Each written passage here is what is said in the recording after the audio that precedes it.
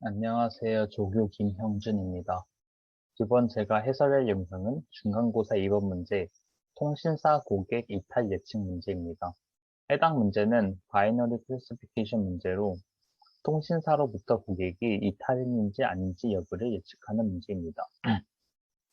지난번에 제가 해설 영상을 이미 찍었기 때문에 이번 해설 영상에서는 오토ML이 무엇인지 그리고 오토ML을 해당 문제에 적용하는 과정, 그것에 대해서 초점을 두고 문제 풀이를 진행해 보겠습니다.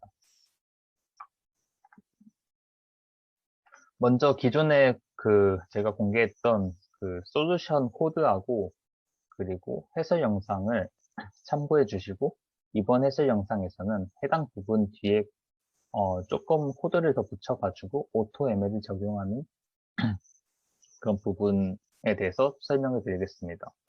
그리고 여러분들이 질문해 주셨던 것들 위주로 좀 네, 제가 좀 포함됐으면 좋겠는 그런 내용들을 조금 해설 영상에 담아 보았으니까 그런 부분들을 좀 참고하셔가지고 문제 풀이에 도움이 되셨으면 좋겠습니다. 어, 먼저 기존의 코드와 그게 크게 달라진 건 없고 이 뒷부분에 좀 많이 추가가 되는데요.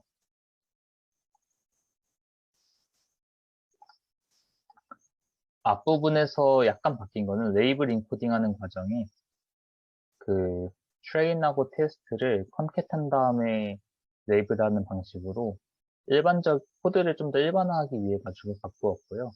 해당 부분에 대해서는 신정민 조교가 왜 이렇게 해야 되는지에 대해서 잘 다루었던 걸로 알고 있기 때문에 그 부분을 참고해 주시면 될 것 같고요. 어, 이 문제를 푸는 데는 사실 엑스트레인에서만 핏을 해도 지장은 없지만 그래도 좀 더 일반적인 코드로 바꾸었고요. 그리고 이 뒷부분에 대해서는 AutoML 이제 본격적으로 시작하는데 먼저 AutoML을 쓰기 위해서는 라이브러리를 설치를 해야 되는데요. 이 해당 두 개의 코드를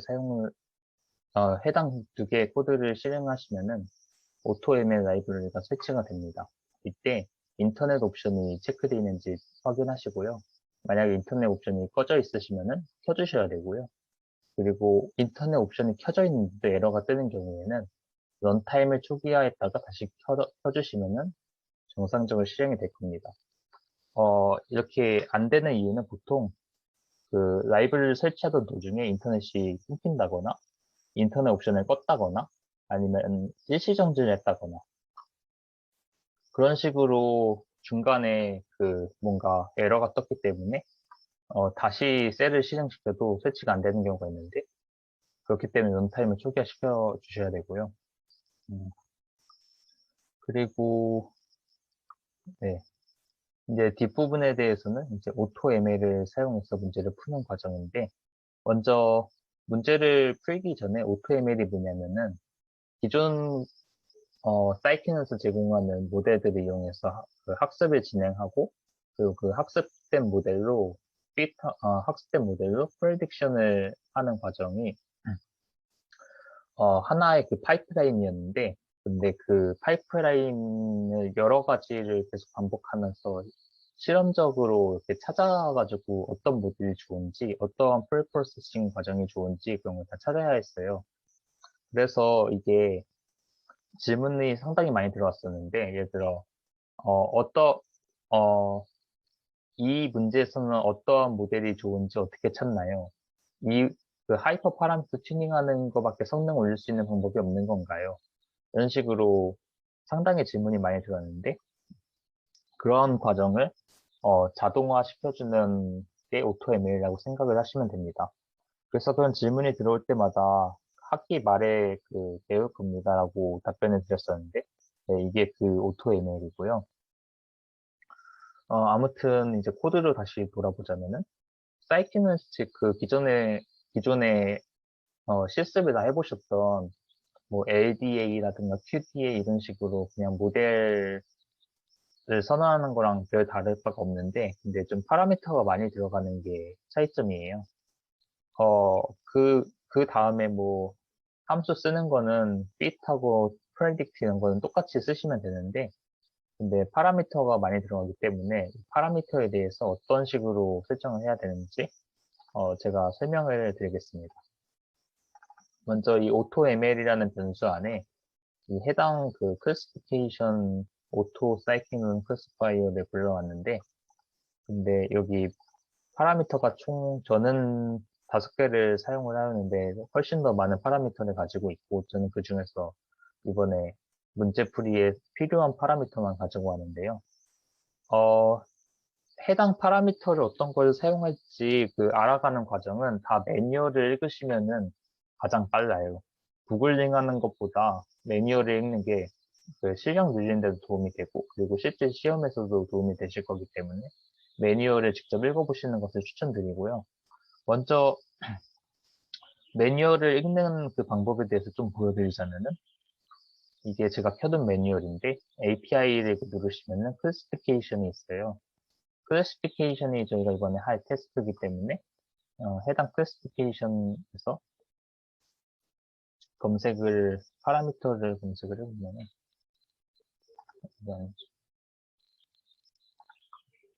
네, 여기 파라미터 검색을 해보면은 어떤 형태로 인트 형태로 들어가야 된다고 나와 있고, 그 디폴트가 나와 있고, 그리고 이 파라미터에 대한 설명이 나와 있어요.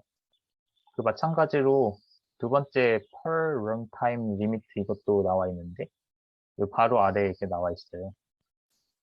이렇게 저는 맨 위에 2개의 파라미터를 먼저 사용을 하였는데, 각각 어떤 의미냐면은 time limit in seconds라고 나와 있는데, 그러니까 타임의 그 시간의 제한을 초 단위로 나타낸 거예요. 이 seconds라는 표현에 좀 주목하시면은 초 단위라는 것을 알 수가 있고, 그리고 각각 그 둘 다 리미트인데, 이거는 어 그러니까 한 개당의 그 시간 제한이고요.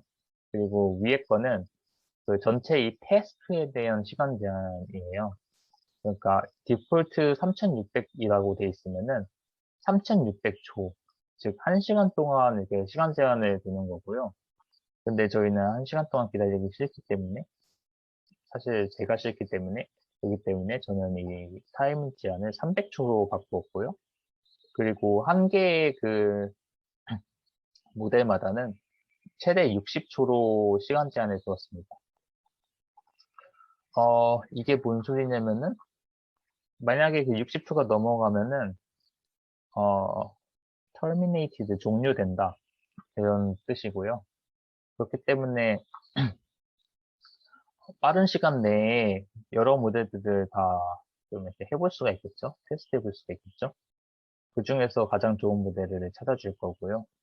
이 타임 제한을 높이면 높일수록 아무래도 좀 성능이 더 올라가는 데 도움이 되겠죠. 어느 정도 나중에 너무 높이면은 그게 큰 변화가 없겠지만, 너무 낮으면은 그러면은 제대로 된 성능을 가져오지 못할 수도 있어요. 일단 저는 300초로 한번 해볼 거고요. 그리고 include full processors가 되어 있는데, 저는 이거 나노도 설정했는데 난이 어떤 뜻이냐면, 이걸 검색을 해보면은 여기 나와요. if 난이면은 모든 파스토한 그 full processors를 사용한다라고 명시가 되어 있어요. 그래서 저는 모든 preprocessors를 사용하기 위해 난으로 설정을 하였고요. 그리고 include estimates가 되어 있는데, 저는 여기에 해당 변수를 넣어줬어요. 해당 변수에는 제가 이미 이 앞에서 선언한 리스트 형태의 이 그 문자열들이 들어가 있는데요. 이 문자열들은 그 앞에서 해당 그 프린트 부분을 쓰시면은 이 오토 사이클론에서 제공하는 그 클래시파이어들의 종류가 나와 있어요. 저는 이 중에서 이번 학기 중에 배웠던 클래시파이어들만 적어놨는데, 다른 건 모르겠는데, IWS는 배웠는지 잘 모르겠는데, 아무튼 제가 일단 한번 적어 놔봤고요. 그리고 마지막으로 Njobs는, 몇 개의 jobs를 이용할 건지, 이것도 마찬가지로 찾아보시면은 이제 설명에 나와 있는데, 저는 -1을 사용을 했는데요. -1을 사용한다는 거는 모든 프로세서를 사용한다 그런 의미이고요. 이게 지금 뭐냐면은 CPU 코어 수를 모든 CPU 코어를 사용한다는 의미이기 때문에 좀 더 빠른 연산이 가능하겠죠. 만약에 이걸 설정을 안 하면은 아마 제가 알기로는 디폴트가 1이었던 것 같은데. 네.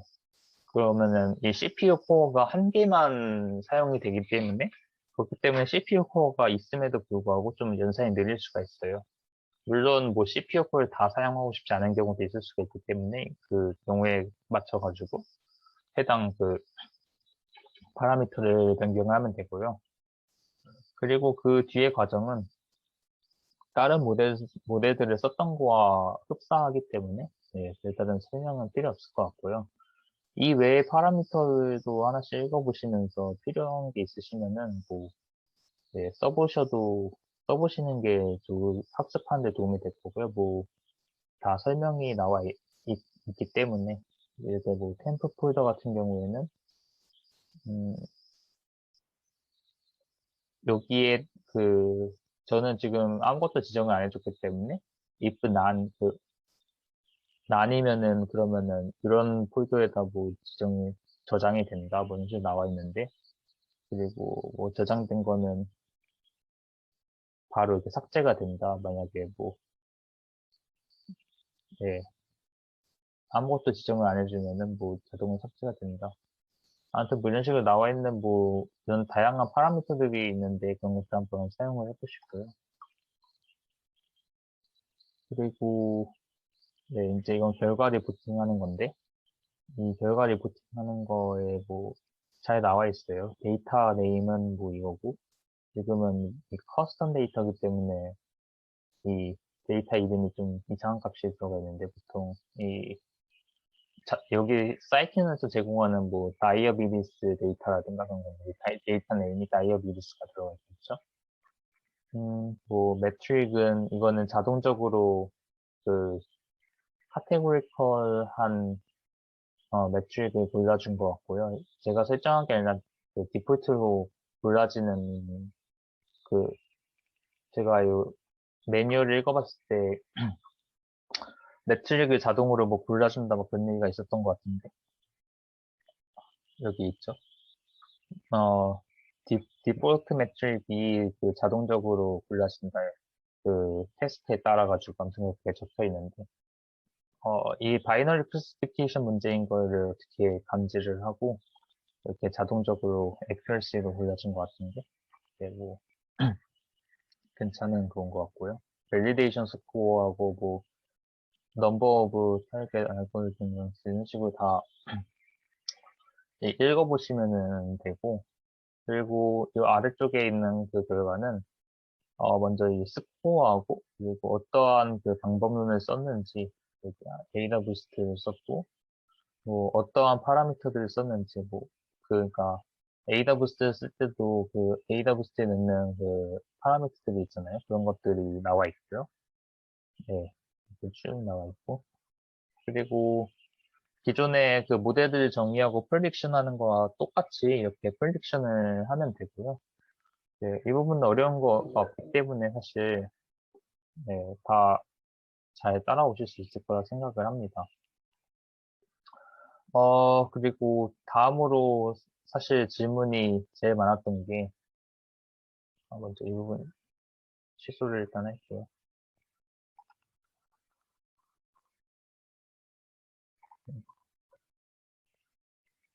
다음으로 질문이 많았던 게 대부분 디버깅하는 문제였는데요. 어, 먼저 아, 이 서브밋하는 과정은 제가 생략을 할게요. 왜냐면은 서브밋을 해가지고 이렇게 0.79382가 나왔는데 이건 리더보드 1등 스코어랑 하이 점수네요.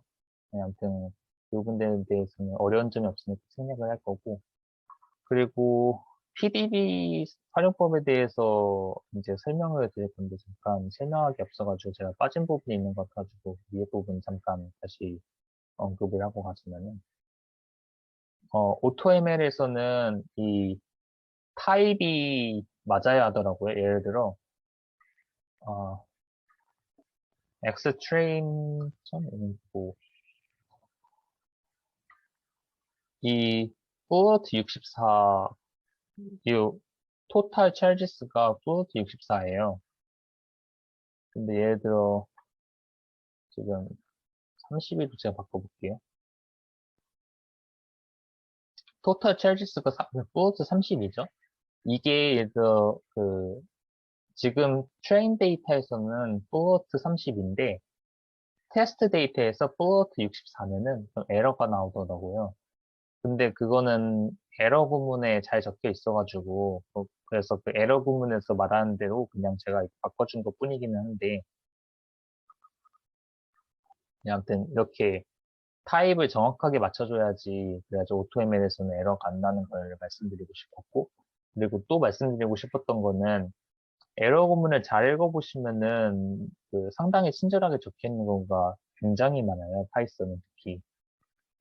파이썬은 에러 구문이 상당히 잘 돼 있는 편이라 가지고, 일단 그걸 에러 구문을 다 읽어보시고, 그리고 그래도 안 되면은 스택 오버플로우 같은 데 검색을 해보시고, 네, 그런 식으로 해결을 하시는 경우가 대부분, 네, 많고요. 그리고 또 다른, 그, 에러가 떴을 때 또 다른 방법으로는 PDB를 활용하는 방법이 있는데, PDB를 활용하는 방법은 상당히 무궁무진하지만, 그 중에 많이 쓰이는 방법을 한번 소개를 해드리려고 제가 먼저 예시를 한 개 만들어 봤어요.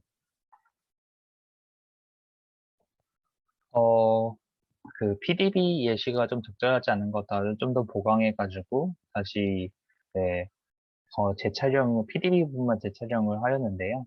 네, 그래가지고 PDB 부분을 계속 이어가지고 설명을 드리자면은, 음, 먼저 제가 만든 예시 문제를 보면은,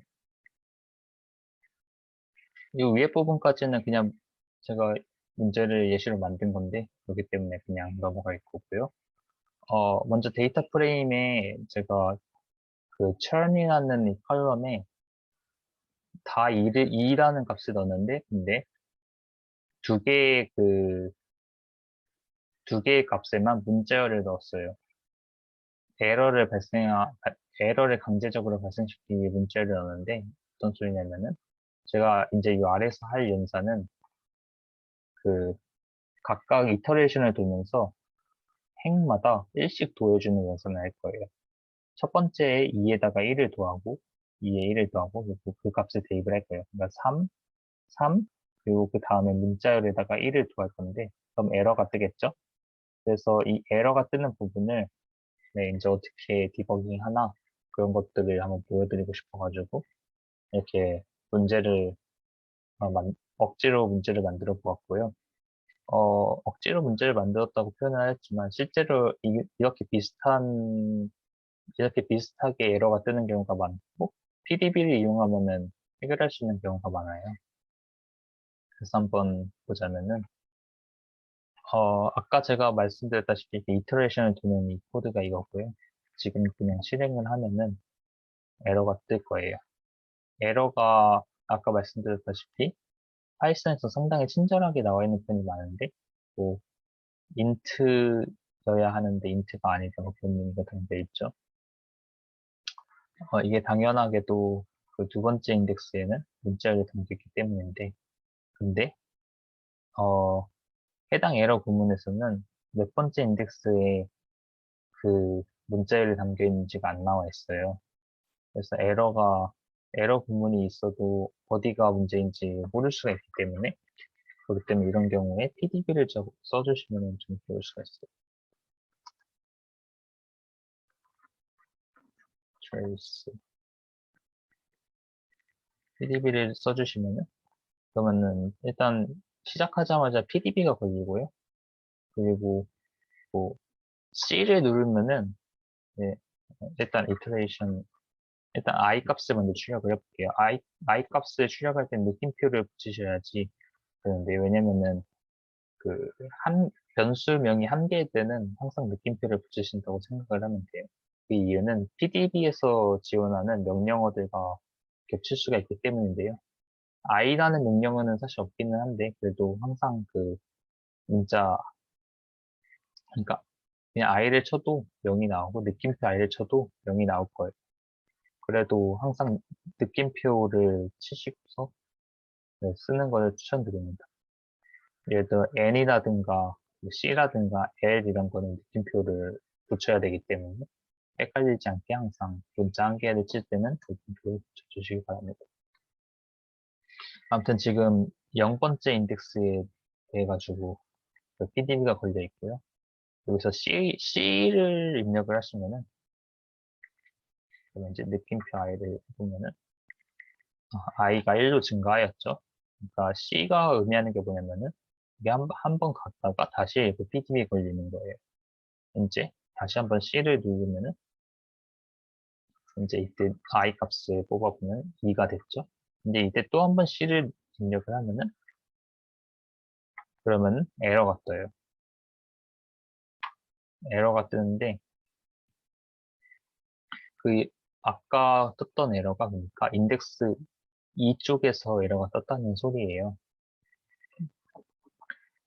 이렇게 일단 아는 방법이 기본적인 PDB 사용법이고요. 근데 여기서 만약에 이게 에러가 C를, 그러니까 이게 만약에 2번째 인덱스가 문자열이 아니고 1196번째 인덱스가 문자열이에요. 그러면 이 C를 1196분 동안 계속 누르고 있을 건 아니잖아요. 그런 경우에는 또 어떤 방법이 있냐면은 try and error, try and accept 부분을 활용을 하시면 되는데, try 하고,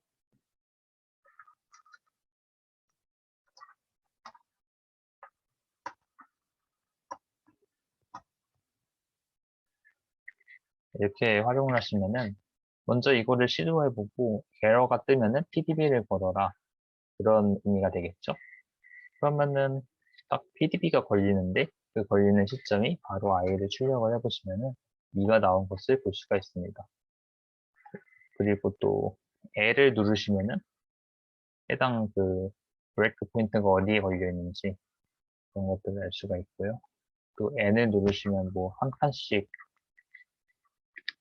네, 지금 for i 여기에 브레이크 포인트가 걸려 있었는데 다음 칸으로 넘어갔죠. 뭐 가장 많이 쓰는 거는 L하고 N하고 C 뭐 이 정도 옵션을 많이 쓰는 것 같고, 그리고 PDB를 끌 때는 항상 Q를 눌러서 끄셔야지 이 일시정지를 누르고 끄시면은 네, 좀 에러가 날 수 있기 때문에 Q를 누르고 끄시길 부탁드립니다. 그리고 또 Q를 입력하면은 그 이 에러창 비슷한 것들이 뜨는데 이건 사실 무시하셔도 되는 부분이고요. 가끔가다 질문 오신 분들 중에 이 Q를 눌렀더니 에러가 뜬다라고 하시는 분들이 있으셔가지고 네, 말씀을 드리는 거고, 아무튼 제가 말씀드리고 싶었던 거는 PDB를 그냥 쓰는 방법도 있고, 그리고 try and except 부분을 쓰는 방법도 있다. 그리고 또 한 가지 뭐 말씀드리고 싶은 거는 PDB 상에 복사 붙여넣기를 많이 써보세요. 예를 들어 지금 같은 경우에 코드가 짧은데 뭐 PDB 상에서 어, 이런 것들을 이렇게 복사 붙여넣기 해도 되겠죠. 그럼 당연히 에러가 뜰 거고, 뭐 이런 것들도 복사 붙여넣기 할 수 있겠죠. 이건 문자열이 뜰 거고, 어, 복사 붙여넣기 하는 이유는 보통 n으로 넘겨도 되는데 n으로 넘기는 것보다는 이렇게 한 줄씩 복사해가지고 하나하나씩 이렇게 PDB에다가 넣어가지고 다음 칸을 넘기는 게 좀 더 좋은 경우가 많아요. 왜 그러냐면은 PDB 걸리는 데까지 어 나중에 데이터가 좀 커지면은 PDB 걸리는 데까지 오래 걸리는 경우도 꽤 있어요. 예를 들어 PDB 걸리는데 5분이 걸린다. 그럼 해당 PDB 걸리는 시점까지 5분이 걸리는데, 근데 n으로 계속 넘겨버리면 다시 뒤로 돌아갈 수가 없잖아요. 그래서 이게 복사 붙여넣기 해서 디버깅하고 그래야지 좀 시간이 절약이 되니까. 아무튼 그게 지금 당장은 그- 그럴 필요까지는 없기는 한데 그래도 혹시나 하고 말씀을 드렸고요. 이렇게 직접 PDB를 사용하시는 것을 연습을 해보셔야지 그래야지 나중에 버그가 있어도 디버깅할 수 있는 그런 능력을 키울 수가 있기 때문에 네, 기말고사 후 퀴즈 이전에 한번 PDB 연습을 해보시는 것을 추천해 드립니다. 이상으로 해설 영상은 여기서 마치겠습니다.